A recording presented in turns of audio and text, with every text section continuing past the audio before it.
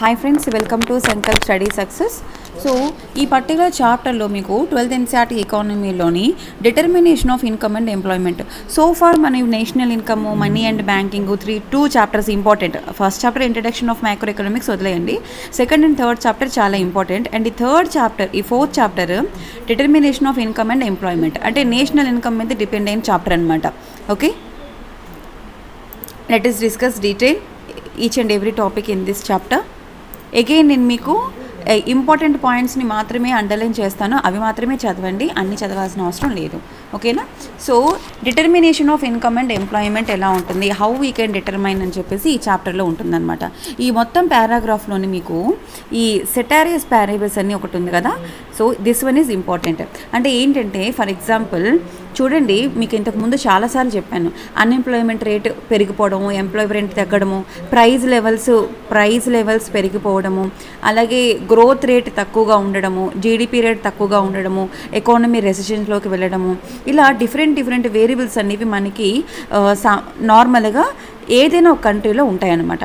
Okay, so ఈ variables అన్నీ మనం ఒకటేసారి డిటర్మైన్ చేస్తామా, లేదా ఒక్కొక్క వేరియబుల్ని ఒక్కొక్కసారి డిటర్మైన్ చేస్తామా, అది సెటారియస్ పారాబుల్స్లో చెప్తారనమాట.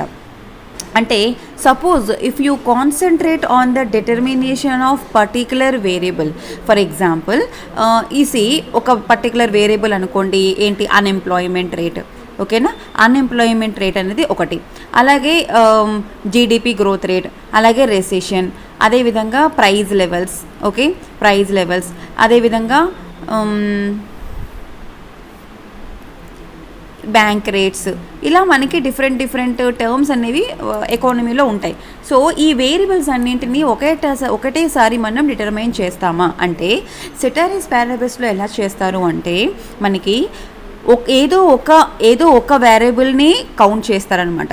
ఓకేనా? ఏదైనా ఒక వేరియబుల్ని అట్ ద సేమ్ టైం ఏం చేస్తారు, డిటర్మైన్ చేస్తారు.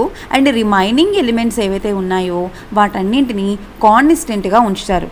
Okay, for example GDP calculate చేశారనుకోండి, రిమైనింగ్ వేరియబుల్స్ అన్నీ కాన్స్టెంట్గా ఉంటాయి, or all are equal. Okay, so see here, when we concentrate on the determination of particular variable, we must hold the values of all other variables constant. ఓకేనా? ఇందులో ఏదైనా ఒక particular variable యొక్క వాల్యూని determine చేసినప్పుడు రిమైనింగ్ ఆల్ అదర్ వేరియబుల్స్ ఎలా ఉండాలన్నా కాన్స్టెంట్గా ఉండాలి. That is nothing but what, ceteris paribus. ఈ పర్టికులర్ పాయింట్ ఒక్కటే ఈ మొత్తం పారాగ్రాఫ్లో మీకు important one. Okay, so this is a stylization typical of almost any theoretical exercise that is called, what is this assumption, ceteris paribus. Okay, that means what here, other things are remaining equal. If you calculate the recession of the economy and the remaining things are constant, nothing but what, other things remaining equal. Okay, so hope you understand what is ceteris parables. ఓకేనా? ఒకటే వేరియబుల్ని మనం count చేస్తాము, remaining variables అన్నీ కాన్స్టెంట్గా ఉంచుతాము. ఓకేనా? Remaining all are constant. Remember this, చాలాసార్లు ఎగ్జామ్లో అడిగిన క్వశ్చన్ ఇది. ఓకేనా? సో ఇప్పుడు మీకు ప్రీవియస్ చాప్టర్ దాకా నేషనల్ ఇన్కమ్ అంటే తెలుసుకున్నారు, right? In this chapter we deal with the determination of national income. So national ఇన్కమ్ని how we can determine. So what you mean by national income? National income అంటే ఏంటి? Net national product at factor price. So ఇది మీకు నేను second యూనిట్లో 2 parts వచ్చింది మనకి second unit. So డీటెయిల్గా ఎక్స్ప్లెయిన్ చేశాను. Net national product at market price, net national product at factor price, ఇలా మనకి 2 different టైప్స్ ఉంటాయి. సో దానిలో net national product at factor price is equal to what, national income అని అంటారు. So ఈ national ఇన్కంలో మనకి విత్ ఇన్ ద కంట్రీయే కాదు, out side the country మన దేశం ఎవరైనా ఉండేవాళ్ళు, అంటే అబ్రాడ్లో ఉండేవాళ్ళు, మన దేశస్తులు సంపాదించిన అమౌంట్ కూడా దీనిలోనే క్యాలిక్యులేట్ చేయడం జరుగుతుంది, right? So NNP at a factor cost is also nothing but what, national income. Okay, so you must remember this equation. National income is equal to net NNP at market price minus net product tax and minus net production tax. ఓకేనా, గుర్తుంది కదా, product tax, production taxes. That means what? NDPFC plus NFIA is equal to NNPFC. Okay, so write here NDP, net domestic product at factor cost, plus net factor income from abroad, that is NFIA. Okay, NFIA net factor income from abroad, ఈ రెండింటినీ కలిపి ఏమంటారు? National income అంటారు. That is NNP at factor cost. What is this? NNP at factor cost. Okay, so ఇప్పుడు మనం ఈ particular చాప్టర్లో ఏం చేస్తామంటే నేషనల్ ఇన్కమ్ని మనం ఎలా డిటర్మైన్ చేస్తాము? Under the assumptions of fixed price of the final goods and the constant rate of the interest in the economy. Remember this one, under fixed price of the final goods, final goods యొక్క fixed price, అలాగే constant rate of the interest in the economy. Based on these two assumptions we can determine the national income. Okay, so based on the which theory? JM Keynes theory. Okay, ఇతను ఒక ఆర్థికవేత్త అని చెప్పేసి మనకు already second యూనిట్లో వచ్చింది కదా, JM Keynes. Okay, next see the what is the aggregate demand and its components. Okay, so aggregate demands ఏంటి ఉన్నాయి మనకి అండ్ దానిలో ఉన్న కాంపోనెంట్స్ ఏంటి ఉన్నాయి అనేది ఇక్కడ ఇంపార్టెంట్. సో ఇందులో మనకి 2 వస్తాయి, ఎక్స్ యాంటీ, ఎక్స్ పోస్ట్. ఎక్కడుంది? ఇక్కడుంది, ex post. Okay, see here, same నేను ఏదైతే అండర్లైన్ చేస్తానో వాటిని మీరు చదవండి. ఓకేనా, now in this chapter national income accounting we have come across the terms like consumption, investment or total output of the final goods and services, that is called what? GDP. అవన్నీ కూడా మనకి ఉంటాయి. ఇవన్నీ మీకు ఆల్రెడీ నేను second యూనిట్లో already in chapter 2 they are already we used and we discussed. Okay, so ఇక్కడ మనకి 2 things మా, X ante, ex post. Post అంటే ఏంటి? నాట్ ప్రీవన్, పోస్ట్ ఆల్రెడీ జరిగిపోయింది, right? What has actually happened? What do you means? What has actually happened? యాక్చువల్గా ఏం జరిగిందో అది ఎక్స్ పోస్ట్. ఎక్స్ యాంటీ అంటే ఏంటి? Has been planned. It depicts what has been planned. Okay, what has actually happened, that is ex post. Okay, ఈ see here, ఇక్కడ చూడండి, ఈ జీడిపి కానీ కన్జ్యూమ్షన్, ఇన్వెస్ట్మెంట్స్ ఇవన్నీ కూడా మనకు ఆడే వచ్చేసాయి. సో ఇక్కడ మనం ఏం చేస్తున్నామంటే denoting all these actual values of these items as measured by the activities within the economy in a certain year. Right, ఇవన్నీ ఏం చేస్తున్నాం?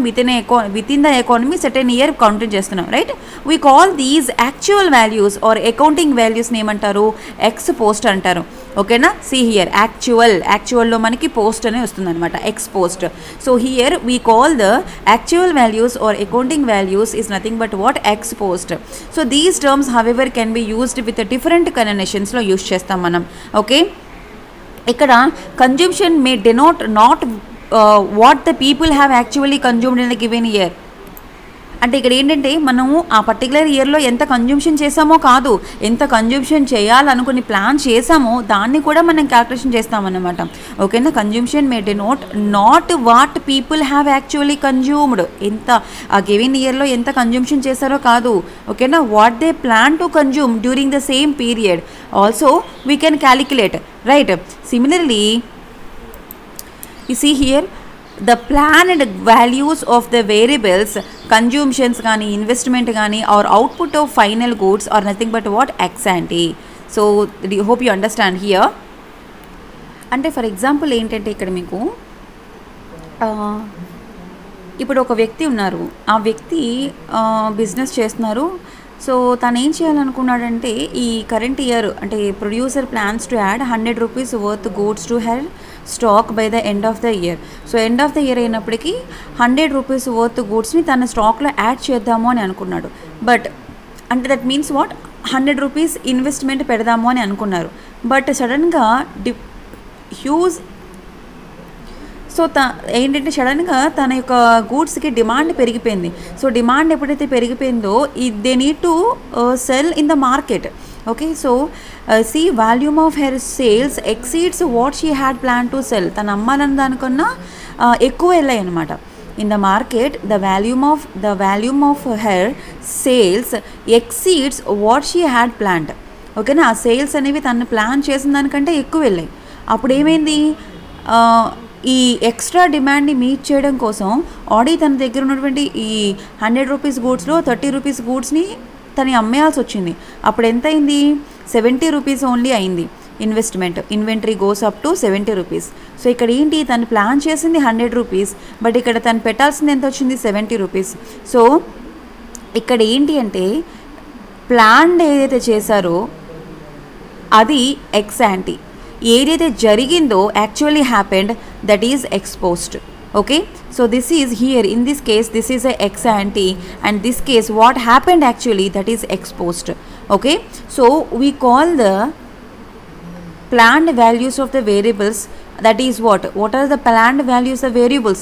ఏంటా వేరియబుల్స్, ఇక్కడ మీరు ఆ వేరియబుల్స్ నేమ్స్ గుర్తుపెట్టుకోవాలి. కన్జ్యూమ్షన్ కావచ్చు, ఇన్వెస్ట్మెంట్ కావచ్చు, or output of final goods కావచ్చు. ఓకేనా, దేర్ ఎక్స్ యాంటీ మెజర్స్లో ఉంటాయన్నమాట. సో ఇక్కడ సింపుల్ వర్డ్స్ చూడండి, ఎక్స్ యాంటీ అంటే ఏంటి, that depicts what has been planned. Okay, ex post means what, depicts what has actually happened. Okay, so in order to understand this determination of income, we need to know the planned values of different components of aggregate demand. Okay, so our different components ఏంటి మనకి aggregate demand లో అంటే the first one consumption. Consumption అంటే ఏంటి, the most important determinant of the consumption demand is household income అండి. You see here the most important determinant of consumption ఎక్కువగా ఎక్కడ చేస్తారు, ఇంట్లోనే ఎక్కువ కన్జంప్షన్ అవుతుంది. ఏదైనా ఒక వస్తువుని ఎక్కడ మార్కెట్లో కన్జంప్షన్ చేస్తారా, ఇంట్లో చేస్తారా, mostly all the consumptions had been done in household, right, household income. See here, this one is important, right. A consumption function describes the relation between the consumption and income. So consumption function ఏంటి, it describes the relationship between the consumption కి అదే విధంగా income కి. So ఇప్పుడు for example చూడండి, మీ దగ్గర మీకు income ఎక్కువగా ఉందనుకోండి, మీ కన్జంప్షన్ లెవెల్స్ హైగా ఉంటాయా తక్కువగా ఉంటాయా, ఎక్కువగా ఉంటాయి. If your income is high, consumption is high. If your income is low, consumption is low. Okay, for example మీకు నెలకి 1,00,000 రూపాయలు జీతం అనుకోండి, ఆ 1,00,000 రూపాయలు దాకా మీ కన్జంప్షన్, మీ ఖర్చులు ఉంటాయి. ఓకేనా, అదే మీది 10,000 రూపాయలు జీతం అనుకోండి, 10,000 రూపాయలు తగ్గట్టుగా మీ యొక్క కన్జంప్షన్స్ అనేవి, మీ యొక్క ఖర్చులు అనేవి ఉంటాయి. So that means what, A consumption function describes the relationship between the consumption as well as income. Okay, so the simplest consumption, autonomous consumption అంటే ఏంటో చూద్దాం ఇక్కడ. The simplest consumption function assumes that consumption changes at constant rate as income changes. అదే చెప్పాను, income change అవుతూ ఉంటే consumption rate change అవుతూ ఉంటుంది, right. If there is income is high, consumption is high. Okay, so ఇక్కడ ఏంటి మీకు తెలియాలి అంటే కనుక, what is the simplest consumption function? If there is a change at the constant rate as income changes. Okay, consumption change at constant rate, then as income changes అవుతున్న కొలది మన consumption levels కూడా చేంజ్ అవుతూ ఉంటాయి. If income is zero, some consumption still takes place. Okay, మన income లేకపోయినప్పటికీ, income zero అయినప్పటికీ consumption still takes place, since this level of consumption is independent of income. ఓకేనా, అక్కడ ఏంటి, ఆ కన్జంప్షన్ లెవెల్ అనేది ఇన్కమ్ మీద డిపెండ్ అయ్యి లేదు. యాక్చువల్గా ఎక్కడైనా సరే కన్జంప్షన్ అనేది ఇన్కమ్ మీద డిపెండ్ అయి ఉంటుందమ్మా. ఓకేనా, C is depending on income. But కొన్ని కన్జంప్షన్స్ ఏంటంటే మీకు ఇన్కమ్ జీరో, ఓకేనా, ఇన్కమ్ జీరో అయినప్పటికీ కూడాను మీరు కన్జంప్షన్ చేస్తారు. That means what, that particular consumption is independent one. Okay, that is not depending on the income. That is called what, autonomous consumption antaru. Remember this. Okay, I repeat the statement. యాక్చువల్గా మీ income బట్టి మీ consumption ఉంటుంది. కొన్ని సందర్భాల్లో income లేకపోయినా consumption చేస్తారు. Income is zero, some consumption is still takes place. Income is zero, some consumption still takes place.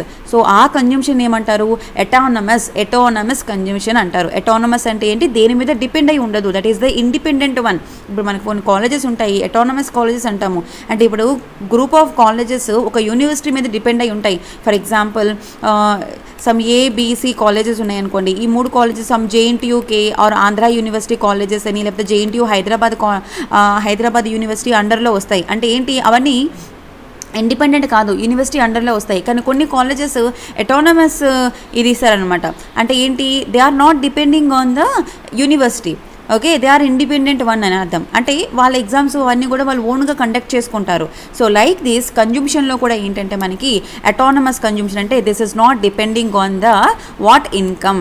That means what, C is equal to C bar plus C Y. ఓకేనా, ఇక్కడ మీకు ఇదంతా అవసరం లేదు, ఈ ఫార్ములాస్ ఇవేమి మనకి రావు. ఇక్కడ ఏంటంటే మీరు తెలుసుకోవాలి అటానమస్ కన్జంప్షన్ ఏసీ అంటే ఏంటో తెలుసుకోవాలి. ఓకేనా, it is independent one.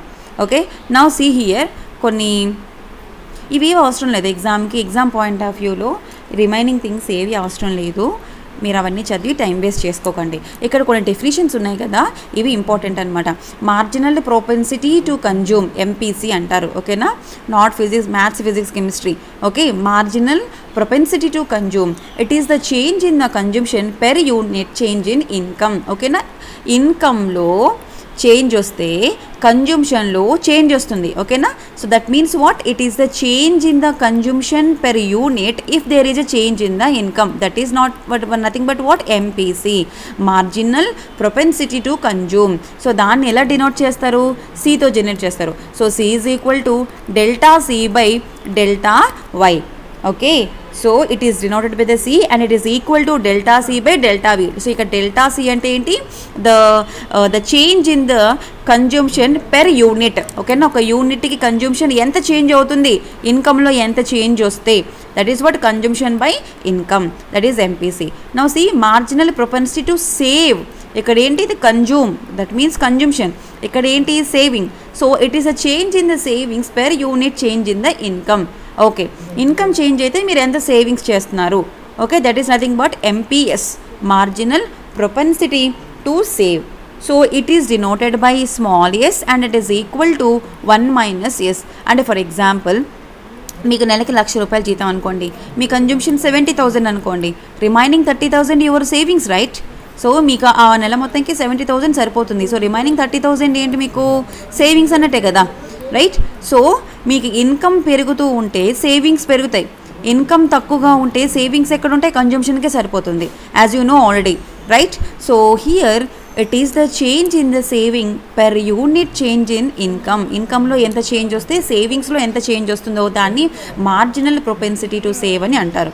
Next వీటికి యావరేజ్, ఎంపీసీ, ఎంపీఎస్. సో దీనికి ముందు ఏ పెడితే ఏమవుతుంది, average propensity to consume, average propensity to save. ఓకేనా, సో జస్ట్ యావరేజ్ అంటే ఏంటి, ఎంత consumption per unit of income, ఎంత ఇన్కమ్కి ఎంత కన్జంప్షన్ అవుతుంది, that is nothing but what, C by Y. ఓకేనా, ఎంత ఇన్కమ్కి ఎంత కన్జంప్షన్ అవుతుంది, ఎంత ఇన్కమ్కి ఎంత సేవింగ్ అవుతుంది, that is average propensity save. Okay, this is consumption, average consumption, right. This is average save, average propensity to save. Hope you understand మా. ఓకే, ఎంత ఇన్కమ్కి మీరు ఎంత అంటే పెర్ యూనిట్ ఆఫ్ ఇన్కమ్కి ఎంత కన్జంప్షన్ చేస్తున్నారు, పెర్ యూనిట్ ఆఫ్ ఇన్కమ్కి ఎంత savings చేస్తున్నారు. Okay, this is about MPC, MPS, APC and APS. Okay, now investment. Next topic ఏంటి, ఇన్వెస్ట్మెంట్. సో ఫార్ ఇప్పుడు మనం సెటారియస్ ప్యారిబస్ అంటే తెలుసుకున్నారు, ex ante, ex post and consumption అంటే ఏంటి, మెయిన్గా consumption most, what is the important determinant of the consumption, the demand is in household income. ఓకేనా, then autonomous consumption అంటే ఏంటో తెలుసుకున్నారు, that is the dependent one, it is not independent, right. Sorry, the level of consumption is independent. అక్కడ ఏంటంటే దేని మీద depend అయి ఉండదు, it is independent one, that is what, that is the autonomous. Next MPC, MPS, APC and APS. Now investment. So investment is defined as addition to the stock of physical capital.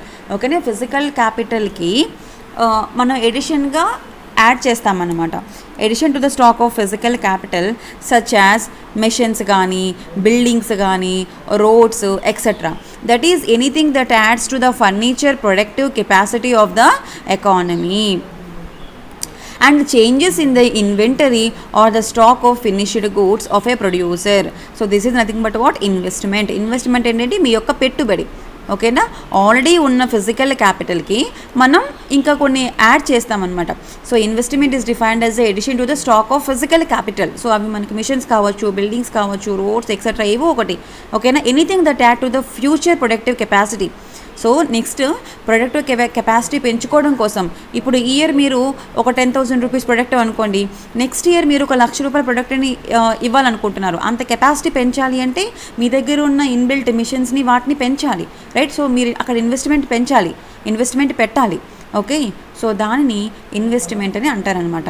Okay, so see here ఈ definition చదవండి, డైరెక్ట్గా definition ఇచ్చి what is this అని అడుగుతారు. Okay, that is the investment.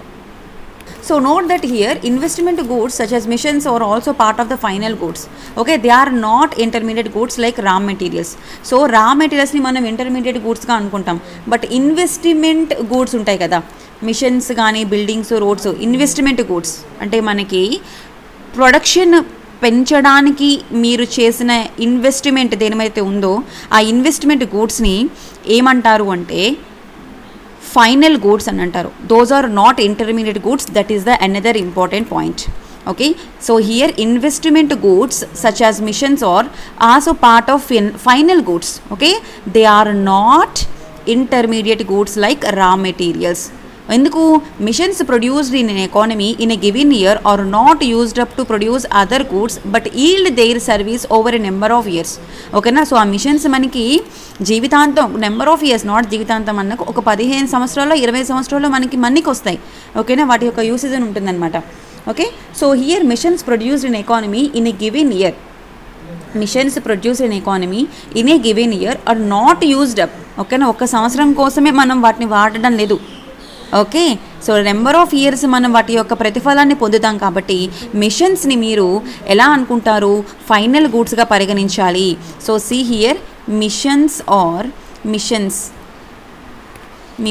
Are final goods. What? Machines are final goods. Machines are not intermediate goods. Okay, not intermediate goods. So you see here that is about investment. Now next topic, determination of income in two sector models. So ఇక్కడ చూడండి, determination of income in 2 sector model. ఇది exam point of వ్యూలో important కాదు. ఓకేనా, so it is not necessary. But ఇక్కడ ఈ మొత్తం దీనిలోని మీకు ఇంపార్టెంట్ వన్ ఏంటంటే, you see here unintended accumulation of inventories. అంటే ఏంటంటే, if ex ante demand ex post demand గుర్తున్నాయి కదా. So what is actually happened, that is ex post. మనం ఏదంతా అనుకుంటామో that is ex ante. In case X ante demand for final goods falls short of the output of final goods. ఓకేనా, in case final goods produce చేయాల్సిన దానికన్నా X ante demand ఏదైతే ఉందో అది తక్కువగా ఉందనుకోండి, ఫాల్ అయిందనుకోండి, దెన్ ప్రొడ్యూసర్ ఎవరైతే ఉన్నారో have to plan to produce in a given year will not hold. That means what? ఇక్కడ స్టాక్ని ఉన్న పలంగా తను ఫిలప్ చేయాలి, పైలింగ్ అప్ చేయాలి వేరే హౌస్లోని. ఓకే, సో దాన్ని ఏమంటారు? అన్ఇంటెండెడ్ అక్యుములేషన్ ఆఫ్ ఇన్వెంటరీస్ అంటారు. సో ఇక్కడ చూడండి, it should be noted that inventories or stocks refers to the part of output. ఓకేనా, ఏవైతే ఇన్వెంటరీస్, ఏవైతే స్టాక్, రెండు ఒకటే, ఇన్వెంటరీస్ అన్నా స్టాక్ అన్నా ఒకటే. Inventories, stock which are referred to the part of output that produced which is not sold and therefore remains with the firm. ఓకేనా, so ఇక్కడ ఏంటంటే ఈ ఇన్వెంటరీస్, స్టాక్ అనేవి సోల్డ్ అవ్వకుండా మనకి ఫర్మ్లోనే ఉండిపోతాయి. ఓకేనా, so ex ante demand for final goods falls short of the output of final goods. In case తను అనుకున్నది, ప్లాన్ చేసిన దానికంటే తక్కువగా వచ్చాయి అనుకోండి. Okay, that is the equation some 4.3కి హోల్డ్ చేయదు అంటున్నారు. సో ఈ ఈక్వేషన్ హోల్డ్ చేయదు అంటున్నాడు. ఓకేనా, బట్ ఇక్కడ ఏంటంటే స్టాక్స్ అనేవి మనకి ఎప్పటికప్పుడు వేర్ హౌసెస్లోని పైలప్ చేయాలి. దానిని ఏమంటారు? Unintended consumption accumulation of inventories అంటారు. అండ్ ఇక్కడ ఈ పాయింట్ గుర్తుపెట్టుకోండి, it should be noted that inventories, stock ఏదైతే ఉందో అంటే which is refer to the output. ఓకేనా, part of the output that is produced, but దీన్ని అమ్మలేదు, సోల్డ్ చేయలేదు. ఇది ఎక్కడ ఉండిపోయింది? ఫర్మ్లోనే ఉండిపోయింది. సో ఇక్కడ ఏంటి అంటే మీరు తెలుసుకోవాలి, first thing, unexpected increase in the stock of goods due to the fall in sales. ఓకేనా, సేల్స్ పడిపోయాయి. ఓకేనా, అవి వాటిని అమ్మలేదు, సోల్డ్ చేయలేదు, తన ఫర్మ్లో ఉండిపోయాయి. సో అన్ఎక్స్పెక్టెడ్గా ఇక్కడ ఏమైపోయింది? తన దగ్గర ఉన్న స్టాక్, గూడ్స్ యొక్క స్టాక్ అనేది పెరిగిపోయింది. ఓకేనా, సో సేల్స్ ఎప్పుడైతే సేల్స్ పడిపోయాయో తన దగ్గర ఉన్న స్టాక్ లెవెల్స్ పెరిగిపోయాయి. సో దీన్ని ఏమంటారు? Unplanned or unexpected or unintended accumulation of inventories అని అంటారు. ఓకేనా? That is what here. ఈ ఒక్క పాయింటే మీకు ఈ పారాగ్రాఫ్లో ఇంపార్టెంట్.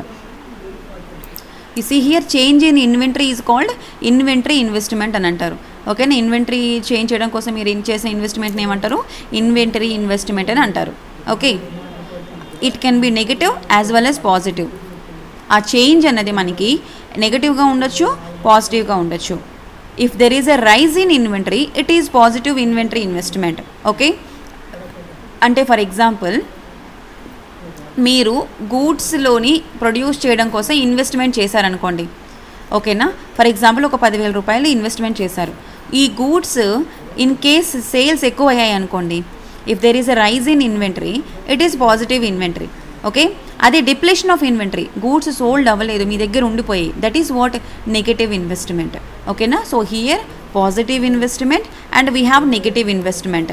ఓకే, సో గూడ్స్ అమ్ముడుపోయి మీకు బాగా రైజ్ అయ్యింది ఇన్వెంటరీ, మీ బిజినెస్ రైజ్ అయ్యింది అంటే that is positive inventory investment. While depletion of inventory is nothing but what? Negative inventory investment. Okay, ఇక్కడ మనకి ఫర్మ్స్ అనేవి ద ఇన్వెంటరీ ఇన్వెస్ట్మెంట్ అనేది can take place due to the 2 reasons. Inventory investment అనేది it can take place due to 2 reasons. What are the 2 reasons? Firm ఏదైతే ఉందో they decide to keep some stock for various reasons. This is called planned inventory investment అంటారు. ఓకేనా? అంటే yes investment పెడతాము, but ఇది మన దగ్గరే స్టాక్ ఉంచుకుందాము. ఓకేనా? ఈ స్టాక్ మన దగ్గర ఉంచుకుందాం. వేరియస్ రీజన్స్, ఏదో ఒక రీజన్స్ ఉండొచ్చు ఆ ఫర్మ్కి, వాళ్ళ ఓన్గా ఏవో ఒక రీజన్స్ ఉండొచ్చు. ఓకేనా? బట్ స్టాక్ మీద ఇన్వెస్ట్మెంట్ చేసి వాళ్ళ దగ్గర స్టాక్ని ఉంచుకుంటారు. That is what? Planned inventory investment. Okay, the firm decide to keep some stock for various reasons. This is what? Planned inventory investment. Second reason ఏంటి ఇన్వెంటరీ ఇన్వెస్ట్మెంట్కి? The sales differ from the planned levels of sales, in which case the firm has to add to or run down existing inventories. This is unplanned inventory investment అని అంటాను. ఓకేనా? So ఇక్కడ మనకి inventory ఇన్వెస్ట్మెంట్లో we have planned and unplanned. ఓకేనా? All these are important. మనకి multiple choice క్వశ్చన్స్లో ఇటు తిప్పి ఇస్తారనమాట ఈ స్టేట్మెంట్స్ని. ఓకేనా? ప్లాన్డ్ ఇన్వెంటరీ ఇన్వెస్ట్మెంట్ అంటే ఏంటంటే ఫర్మ్ డిసైడ్ చేసుకుంటుంది, ఎస్ సమ్ స్టాక్ని మన దగ్గర ఉంచుకుందాము, అది ఏదో వేరియస్ రీజన్స్ ఉంటాయి, దాన్ని ఏమంటారు? ప్లాన్డ్ ఇన్వెంటరీ ఇన్వెస్ట్మెంట్ అంటారు. అన్ప్లాన్డ్ అంటే ఏంటి అంటే వాళ్ళు ప్లాన్ చేసుకోరు. అంటే బయట ఐదర్ సేల్స్ పడిపోవడం వల్లైనా వాళ్ళ దగ్గర ఉండిపోతుంది స్టాక్, లేదా సేల్స్ ఎక్కువగా పెరిగిపోవడం వలన వాళ్ళ దగ్గర స్టాక్ ఉండదన్నమాట. So the sales is different from the plan level sales. Okay, that is nothing but what? Unplanned inventory investment. So సడన్గా మార్కెట్లో డౌన్ అయిపోయింది. ఓకేనా?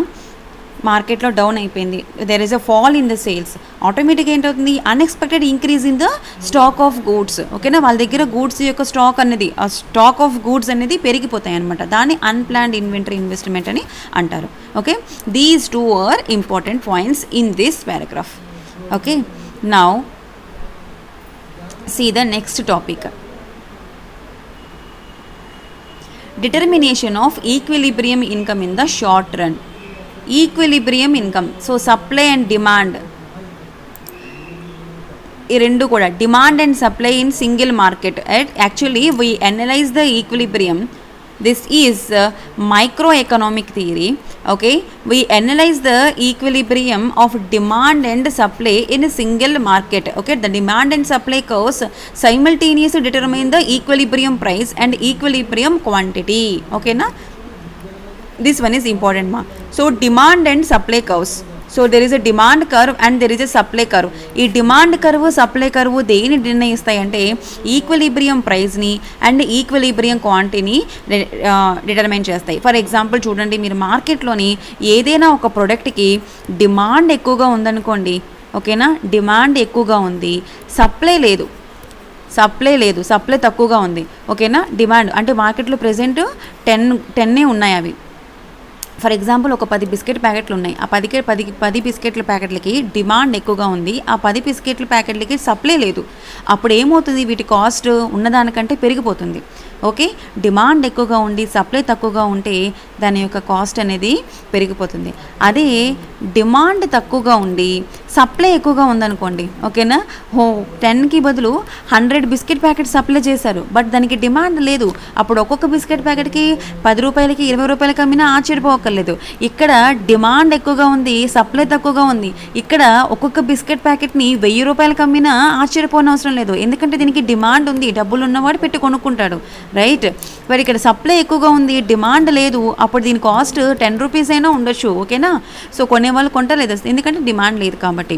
ఓకే, డిమాండ్ ఎక్కువగానే ఉంది, సప్లై ఎక్కువగానే ఉంది, అంటే ఎంత డిమాండ్ ఉందో అంత సప్లై ఉంది, ఓకేనా. అప్పుడు మార్కెట్లో ఆ పర్టికులర్ ప్రొడక్ట్కి ఎంత డిమాండ్ ఉందో అంత సప్లై ఉంది. అప్పుడు ఏముంటుంది, ప్రైస్ లెవెల్స్ మోడరేట్గా ఉంటాయి అన్నమాట.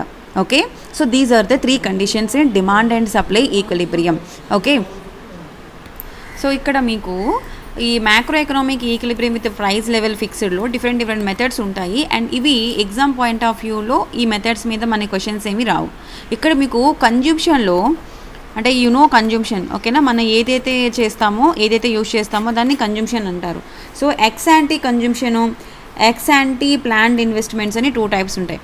ఎక్స్ యాంటీ కన్జ్యూమ్షన్ అంటే ex ante consumption refers to the consumption expenditure, ఓకేనా, that is what consumption expenditure planned to be incurred during a period, ఓకేనా, that is what is planned. Ex ante అంటే ఏంటి, planned అని చెప్పాను. X post అంటే ఏంటి, what is actually happened అని చెప్పాను, right. So consumption expenditure planned ఉందనుకోండి, consumption expenditure planned to be incurred, that is ex ante consumption. Okay, ex ante or planned investment అంటే ఏంటి, it is the investment which is desired to be made by the firms, ఓకేనా, అంటే firms ఎంత అనుకున్నాయో, what is the desired to be made by the firms and planners in the economy during a particular period, అంటే that means what, beginning of the period. For example 2021 జనవరిలోని ఆ firm వాళ్ళు and planners of the economy వాళ్ళు ఏమనుకున్నారంటే beginning of the period ఇంత ఖర్చు పెడదామని అనుకున్నారు, planned investment. For example ఇప్పుడు మనకి బడ్జెట్ రిలీజ్ చేసినప్పుడు నిర్మలా సీతారామన్ గారు దీనికి ఇన్ని కోట్లు ఖర్చు పెడతామంటారు. What is this, all these planned investment, ఓకేనా. సో ఇన్ఫ్రాస్ట్రక్చర్ మీద ఇంత ఖర్చు పెడతాము, ఎడ్యుకేషన్ మీద ఇంత ఖర్చు పెడతాము, హెల్త్ సెక్టర్ మీద ఇంత ఖర్చు పెడతాము అని చెప్తారు కదా. సో అదేంటి, ఇదంతా కూడా planned. So at the end of the year ఏం తెలుస్తుంది మనకి, దేనికి ఎంత ఖర్చు అయిందో తెలుస్తుంది. సో అంతే ఖర్చు అయిందా, ఎక్కువ ఖర్చు అయిందా, తక్కువ ఖర్చు అయిందా అని. That is what ex post అనమాట, that is what ex post. Okay, what is actually happened, that is exposed. ఏదైతే పెడదాం అనుకోండి దట్ ఈజ్ ఎక్స్ యాంటీ. ఇక్కడ ఈ 2 విషయాలే మీరు గుర్తుపెట్టుకోవాలి, ఓకేనా. సో ఇక్కడ మనకి ఎలాగైతే planned investment, unplanned investment, so మనం ప్లాన్ చేసుకున్నవి, ఫర్ ఎగ్జాంపుల్ మీరు ఉన్నారండి, మీకు 10,000 రూపీస్ శాలరీ వస్తుంది, ఓకేనా. సో మీకు ఫస్ట్ ఏంటి, హౌస్ రెంట్ ఇవ్వాలి, సెకండ్ ఏంటి, కరెంట్ బిల్ పే చేయాలి, థర్డ్ ఏంటి, వాటర్ బిల్ పే చేయాలి, ఫోర్త్ ఏంటి, గ్యాస్ బిల్ పే చేయాలి, ఫిఫ్త్ ఏంటి, గ్రోసరీస్ కొనాలి, ఇంట్లో అవసరమైన గ్రోసరీస్, ఆయిల్ ఇవన్నీ కొనాలి, ఓకేనా. So these are the major things. ఇవి ఎవ్రీ మంత్ ప్రతి ఒక్క ఇంట్లో ఉండే కనీస అవసరాలు, ఓకేనా. సో మీ శాలరీ బట్టి దేనికంత అంటారు. సో దీనికి ఇదంతా కూడా ఏంటి, ప్లాన్డ్ ఎక్స్పెండిచర్, ఓకే. సో ఆ మంత్లో సంథింగ్ స్కూల్ ఫీజు కట్టాల్సి వచ్చింది, లేదా ఎవరికైనా సిక్ అయింది, ఓకే, ఏదైనా ఫీవర్ వచ్చింది, సో వెంటనే హాస్పిటల్కి తీసుకెళ్ళొచ్చింది, హాస్పిటల్ మందులు, ఇవన్నీ కూడా ఏంటి, అన్ప్లాన్డ్ ఎక్స్పెండిచర్ అనమాట. ఎవరికైనా ఏదైనా ఇంట్లో ఫంక్షన్ జరిగింది, సో ఆ function expenditure, every month everyday function చేసుకోం కదా, సో అవన్నీ కూడా మనకి అన్ప్లాన్డ్ కిందకి వస్తాయి అనమాట. So like this planned and unplanned expenditure investments అనేవి ఉంటాయి అన్నమాట, ఓకే. సో ఇది ఈ ఇన్వెస్ట్మెంట్ ఫంక్షన్ గ్రాఫికల్ రిప్రజెంటేషను, ఈ గ్రాఫ్స్ ఇవేవి కూడా మనకి అడగరు, అవసరం లేదు, మీకు ఎగ్జామ్ పాయింట్ ఆఫ్ వ్యూలో చదవాల్సిన అవసరం లేదు, ఓకేనా. నార్మల్గా ఎకానమీ బ్యాక్గ్రౌండ్ తీసుకుని చదువుకుంటారు కదా, వాళ్ళకి ఇది ఇంపార్టెంట్. ఈ కాంపిటేటివ్ ఎగ్జామ్ పాయింట్ ఆఫ్ వ్యూలో అవసరం లేదు. తర్వాత ఇక్కడ మీరు చూడండి, aggregate demand and aggregate supply. So ఇంతకు ముందే మీకు చెప్పేశాను డిమాండ్ అండ్ సప్లైలో ఎలా ఉంటుంది అని. సో అగ్రిగేట్ డిమాండ్ అంటే ఏంటి కనుక it is the total demand that is made up of consumption and what is that investment. Okay, so it is the total demand for final goods and services in the economy at a given time. ఓకేనా, ఒక particular టైంలో ఆ particular గూడ్కి, final గూడ్కి ఎంత demand ఉందో దాన్ని ఏమంటారు, aggregate demand అని అంటారు. You see here the definitions are important అండి. అగ్రిగేట్ డిమాండ్ అంటే ఏంటి, it is the total demand for the final goods. Okay, it is the total demand for the final goods and services in an economy at a given time. ఓకేనా, at a given time. And this demand for gross domestic product of country, this is the demand for what is this GDP, gross domestic product of the country, that is aggregate demand. Next, what is the aggregate supply side of macroeconomics equilibrium అంటే supply side ఎలా ఉంటుంది aggregate supply అంటే it is the total supply of the goods and services that firms in a national economy plan on selling that during a specific time period. Okay, supply means what, ఒక specific time పీరియడ్లో mostly ఒక 1 ఇయర్లోని ఒక particular firm అనేది ఎంత supply చేస్తుంది, the total supply of the goods and ఆ particular firm అనేది total supply of goods plus services, the total supply of goods and services that firms in a national economy plan on selling the during a specific period is nothing but what, aggregate supply. That means what, it is the total amount of goods and services that firms are willing and able to sell అనమాట. ఎంత cell చేయగలదు, willing to and able to sell in a given period and at a price level in an economy is nothing but what, aggregate supply. ఓకేనా, ఆ particular ప్రొడక్ట్కి ఒక particular ఇయర్లో ఒక particular point of టైంలో ఎంత డిమాండ్ ఉంది అన్నది అగ్రిగేట్ డిమాండ్. ఓకేనా, ఒక పర్టికులర్ ఫర్మ్ ఎంత సప్లై చేయగలదు, ఎంత they are how much they willing able to sell, that is aggregate supply, that is aggregate demand and aggregate supply. ఓకేనా, so hope you understand this one. Next, ఎక్కడైతే ex ante aggregate demand and ex ante aggregate supply ఈక్వల్గా ఉంటుందో that is the point equilibrium. చెప్పాను కదా మీకు, equilibrium in the sense demand equal to supply. The aggregate demand ఎందుకు చెప్పాను, aggregate supply ఎందుకు చెప్పానో ఇప్పుడు మీకు అర్థమైంది కదా. So the point where the demand and supply is equal, that particular point is nothing but what, equilibrium.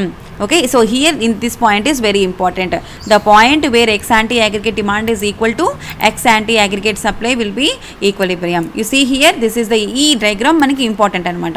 ఓకేనా, so ఈ డయాగ్రామ్లో మీకు ఒకటి సప్లై అండ్ ఒకటి demand. Okay, so this is the supply and this is the, so somewhat demand is there. So here this particular point is nothing but what, equilibrium. Okay ma, so see the next one. ఇవే అవసరం లేదు మీకు. What are the effect on the autonomous change in the aggregate demand or income and output. Okay, no need, don't waste your time. Expenditure multiplier mechanism, it's somewhat important. Okay, so ఇక్కడ మనకి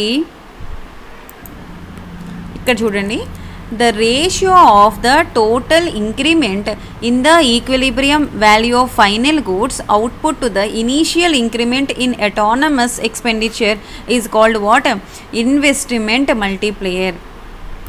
So investment multiplier అంటే ఏంటంటే the ratio of total increment in the value of goods, that is delta y. ఓకేనా, the total increment in the equilibrium value of the final goods, final output వచ్చిన final goods యొక్క services యొక్క value ఉంటుంది కదా, that is divided by initial increment in the autonomous expenditure. So expenditure మనం పెడతాం, expenditure ఎక్కడ ఉంటుంది, సో కన్జంప్షన్ ఎక్స్పెండిచర్ ఉంటుంది, ఇన్వెస్ట్మెంట్ ఎక్స్పెండిచర్ ఉంటుంది, రైట్. ఎక్స్పెండిచర్ డిఫరెంట్ కన్జంప్షన్ కోసం ఎక్స్పెండిచర్ పెడతాము, investment is also expenditure and government purchases also expenditure. So investments అన్నీ కూడాను, ఈ ఎక్స్పెండిచర్స్ అన్నీ కూడాను అటానమస్ ఎక్స్పెండిచర్స్ ఏవైతే ఉన్నాయో వాటన్నిటినీ కలిపి, so what is this is nothing but what, investment multiplayer అని అంటారు. That is investment multiplier of the economy. This particular statement is important ma. Okay na. And next important one, some more concepts here. Full employment level of income, okay, deficient demand and excess demand. These three topics are very important in this chapter. Okay na, see here, full employment level of income ante enti? It is that level of income where all the factors of production are fully employed in the production process.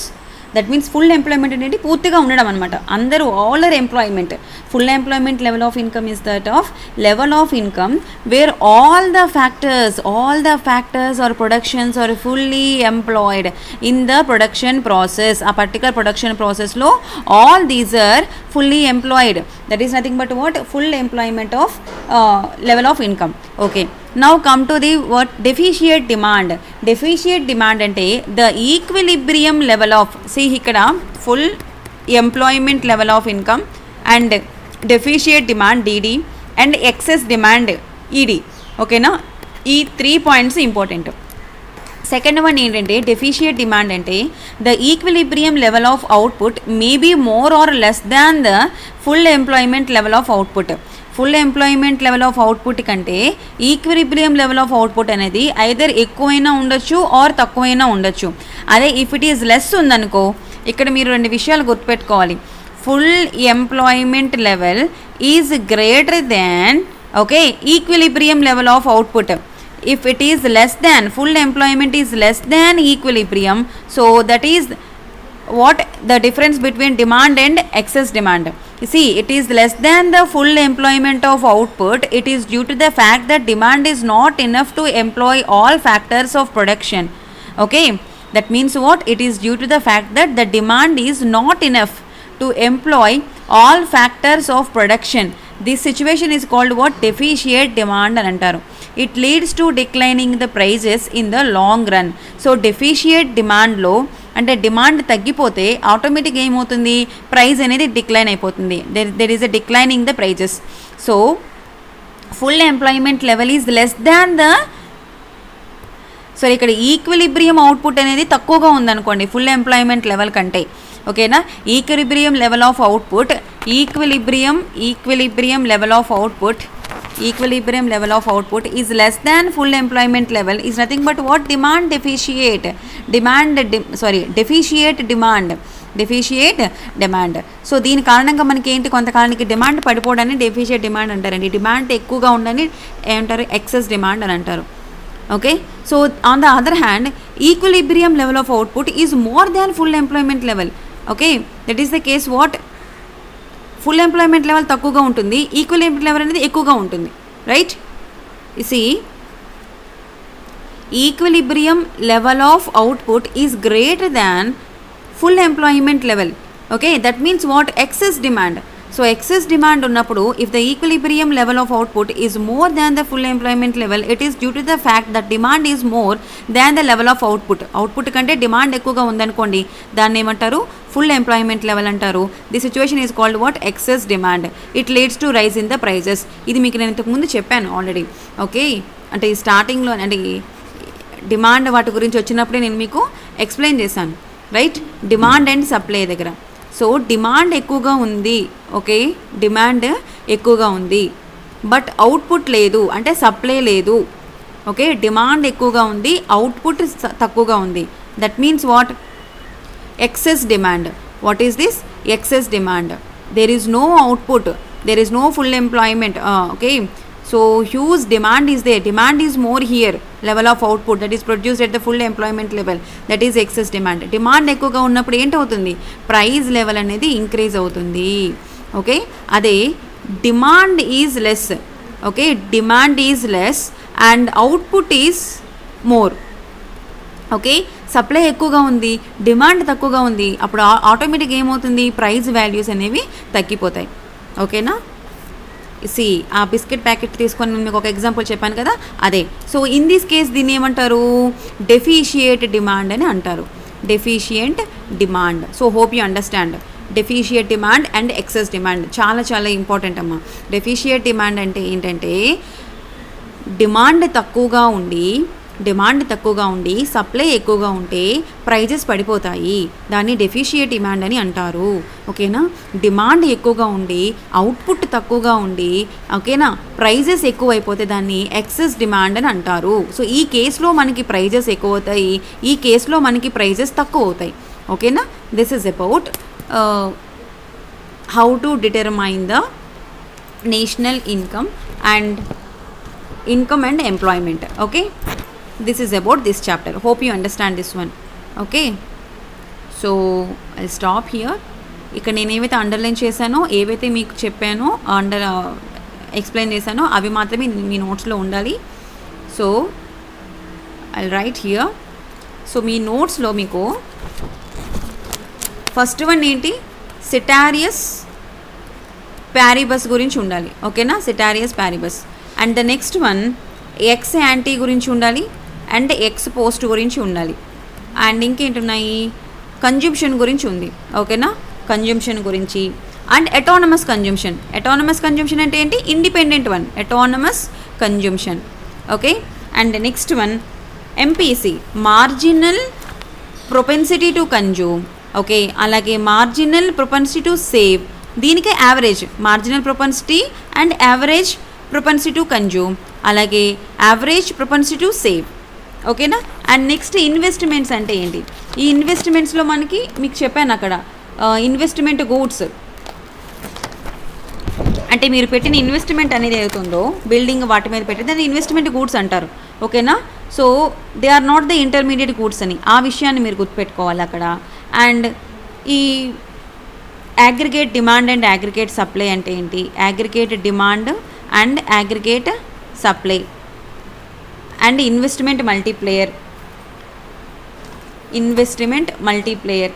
And ex ante consumption, ex ante planned investment, unplanned investment. ఓకేనా, వీటి గురించి మీకు వచ్చిన topics అనమాట. So ఇవన్నీ కూడా మీ నోట్బుక్లో side headings ఉండాలి, వీటన్నిటికీ నోట్స్ ఉండాలి. వీటి నుంచి మీకు క్వశ్చన్స్ అనేవి కాంపిటేటివ్ ఎగ్జామ్స్లో రావడం జరుగుతుంది.